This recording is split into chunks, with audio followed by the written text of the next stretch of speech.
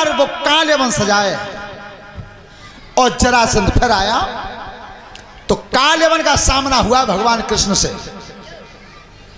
तो काले वन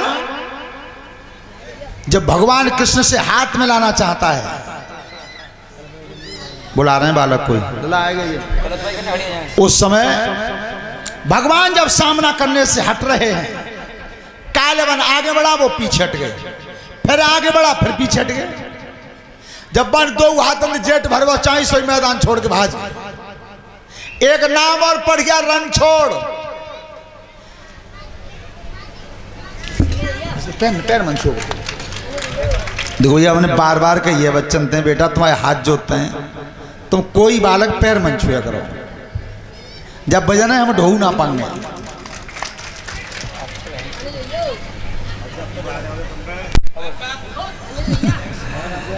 श्रोता बंधु,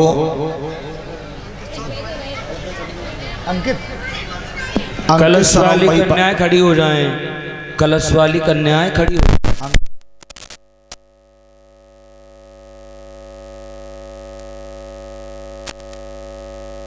हेलो, अंकित सनो महिपाल सिंह, ये 100 रुपए की हारमाला हमारे लिए है, धन्यवाद। श्रोता बंधु,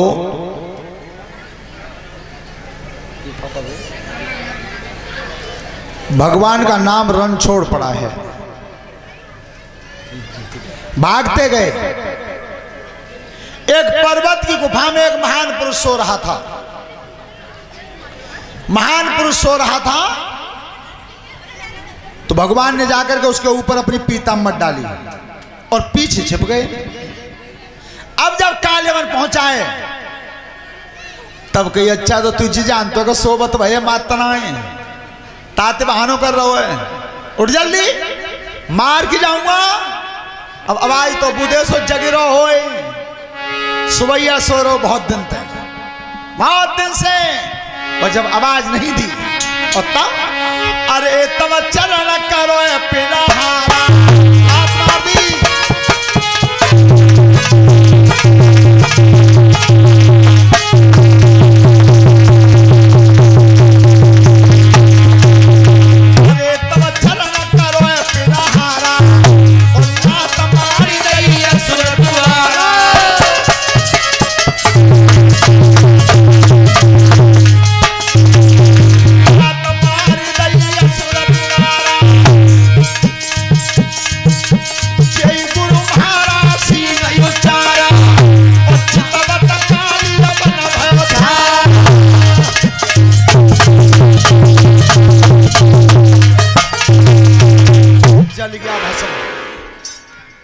काले वन जल गया।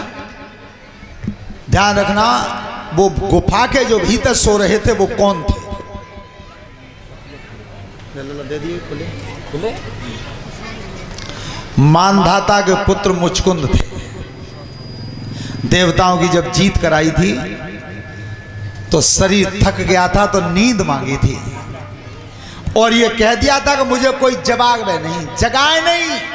तो देवताओं ने यहां सुबाया और ये कह दिया कि अगर किसी ने तुम्हें जगा दिया और तुम्हारी दृष्टि पड़ गई वही भस्म हो जाएगा।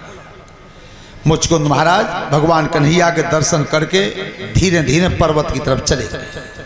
अब कृष्ण भगवान लौटे हैं, इधर जरासंध से बलराम जी युद्ध कर रहे थे। तब कही भैया मेरी एक विनती है कि क्या कि 17 बार हम तुम जीते हैं तो अब की बार हारना पड़ा। ध्यान रखना, कोई जीती हुई बाजी हारना चाहता है, लेकिन वो मेरा ठाकुर भक्तों पर जब कृपा करता है तो वो अपना मान और सम्मान नहीं देखता भक्तों के पीछे। हारना पड़ेगा। और हारना क्यों पड़ेगा कि सुनो भैया, ये जरासंध अब की बार आया है 18वीं बार, तो इसने अपने घर पे एक विजय यज्ञ कराया है और ब्राह्मण यज्ञ कर रहे हैं। तो ये ब्राह्मणों से कह के आया है कि अगर अब की बार मेरी जीत नहीं भई तो सब ब्राह्मणों के सर काट काट हवन कुंड में चढ़ा दूंगा। तो वे ब्राह्मण हवनु कर रहे हैं और ठाकुर जी को भजन कर रहे हैं। प्रभु अब की बार अपन हार स्वीकार कर लियो, अगर अब कि तुम नहीं हारे तो सामग्री ना चढ़ाई, ब्राह्मण चढ़ जाएंगे जा दुश्मन के यहाँ। तो भगवान उन ब्राह्मणों की चिंता कर रहे हैं। ध्यान रखना, परमात्मा तो चिंता करता ही है।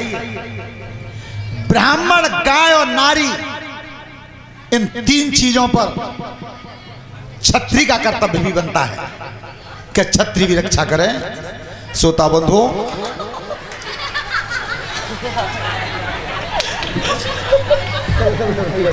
नाम बताइए बेटा,